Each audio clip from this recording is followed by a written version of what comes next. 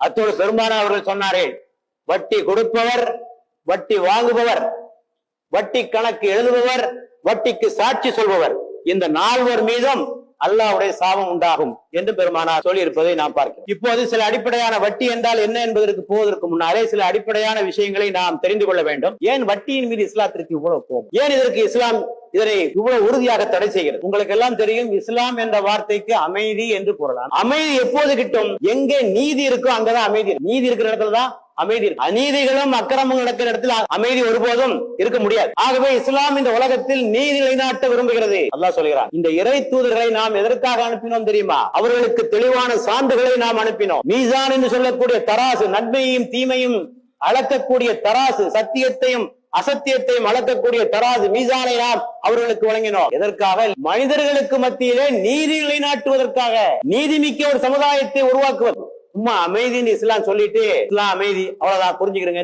விட்டுறல. எவையெல்லாம் அமைதியை குலைக்குமோ, எவையெல்லாம் அமைதிக்கு வேட்டு வைக்குமோ அத்தனை காரணங்களையும் கண்டறிந்து அதற்கான தீர்வுகளையும் சொல்லுகிறது. ஆக சமூக அமைதி, பொருளாதார அமைதி, அரசியல் அமைதி, எல்லா துறைகளிலும் அமைதி நிலைநாட்டுவதற்கான வழிமுறைகளை இஸ்லாம் கற்றுத் தந்திருக்கு. அந்த வகையிலே பொருளாதார விஷயங்களிலே இஸ்லாம் சொல்லுவது, இது தீமைகளுக்கு ஆணிவேர் என்ன தெரியுமா? தவறான முறையில் பொருள் ஈட்டுவதும் தவறான முறையில் செலவழித்தலும் தான் தீமைகளுக்கு ஆணிவேர். ஒவ்வொரு சித்தாந்தமும் ஒவ்வொரு மாதிரியாக சொன்னார்கள். கம்யூனிசம் என்று சொல்லியது பொருளாதார கேடுகளுக்கு அடிப்படையாக கம்யூனிசம் சுட்டி காட்டியது. தனி உடைமை, பிரைவேட் ஓனர்ஷிப் இருக்கக்கூடாது. எல்லாம் அரசாங்கத்துக்கு தான் சொந்தமா இருக்கு. நிலமோ தொழிற்சாலைகளோ உடைமைகளோ எல்லாம் யாருக்கு சொந்தம்? அரசாங்கத்துக்கு தான் சொந்தம். அதான் பொது உடைமை. தனி மனுஷன் வேணா தட்டு முட்டு சாமான் எல்லாம் வச்சுக்கிடுங்க, அவ்வளவுதான். வீடு வச்சுக்கிடுங்க, கட்டில் வச்சுக்கிடுங்க, மெத்த வச்சுக்கிடுங்க, மற்றதெல்லாம் யாருக்கு சொந்தம்? அரசாங்கத்துக்கு சொந்தம். ஆக அவர்கள் சொன்னது பொருளாதார கேடுகளுக்கு அடிப்படையே பிரைவேட் ஓனர்ஷிப். இஸ்லாம் சொல்லியது அதெல்லாம் கிடையாது. தவறான முறையில் பொருள் ஈட்டுவதும் தவறான முறையில் பொருளை செலவழிப்பதும் தான் தீமைகளுக்கு ஆணிவேர்.